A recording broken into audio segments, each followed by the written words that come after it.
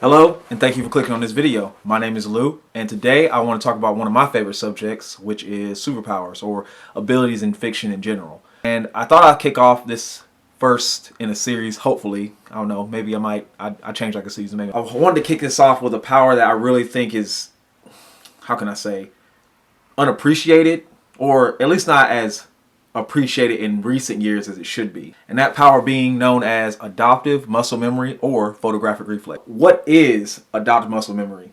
It is the ability for the user to mimic any and all movements and or actions that they observe after seeing only one. Essentially, it's the Sharingan from Naruto.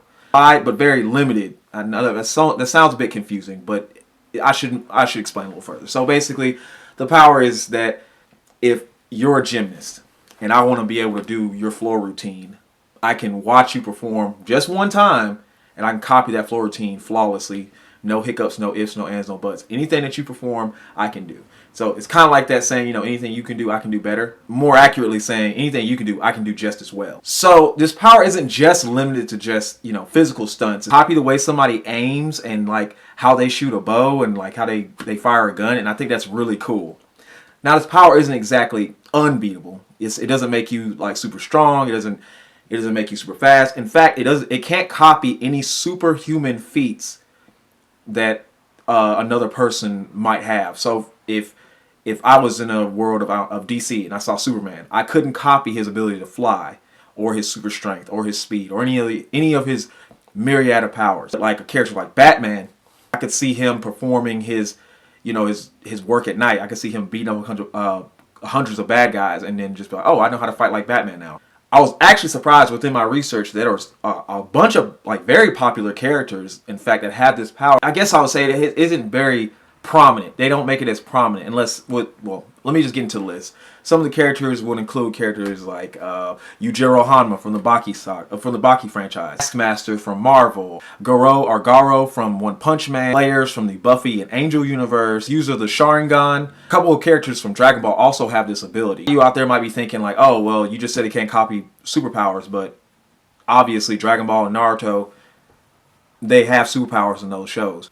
And that is true. The difference is that the power copies physical actions, and that's it. No superpowers. It can't. If you stretch, I can't stretch. However, in the Naruto and Dragon Ball series and franchises, you have characters who are based off power system, with the exception of certain Kekkei Genkais, which are like the true superpowers of Naruto.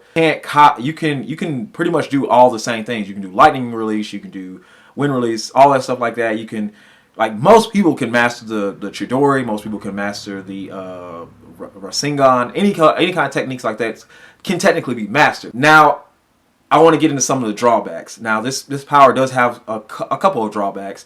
One of the biggest drawbacks is that you have to actually physically see what you're copying. You can't just be like, oh, I heard about X, Y, and Z. Some users of power, it's not instantaneous. That means you can't immediately gain the ability like that. Emotions also play a huge role in the accuracy of this power. So if you're in a heightened emotional state, you might not be able to copy certain physical action. But with all that being said, I want to get into overall thoughts and opinions about this power, at least mine.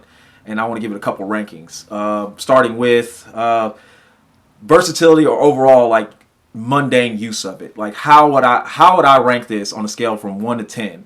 And honestly, me personally, I do martial arts. I'm a very physically engaged person, so I feel like this power would be a little on the higher side for me. So I would give it like an 8 out of 10. See, it doesn't really have much in the way of destructive capabilities. It's actually a pretty self-contained power. So I would have to say I think it's on the lower end, and I believe it's more than likely like a 2, if not even a 1. Out of 10. It's a pretty low on a DC. I mean, I guess you can be a very dangerous assassin or a fighter, but that's not destroying a whole city block or anything. So yeah, I guess I'll give it a 2. My overall, and I know it's kind of like, oh, it's versatility and you got DC. Where's everything else between? Honestly, it's pretty much, that's how I grade powers. It's like how well I can use it and how destructive is it into my everyday life. That's how I consider these powers. So overall, to me, the power gets maybe a 6 out of 10. Not too bad, not too good, but it's just middle of the road. and I really like this power. I think most people should be like using this in a lot of their fiction. If you can, please give me a like and let me know in the comment section below how you feel about this. Do you like this power? Do you think it's kind of like a waste, or you know, maybe you don't agree with my overall rankings? But if you can, just hit me up in the comment section. Let me know. I try to get to every one of them as soon as possible. I don't have that many subscribers. That's fine with me. But yeah, thank you for watching. Please subscribe and talk to you very soon.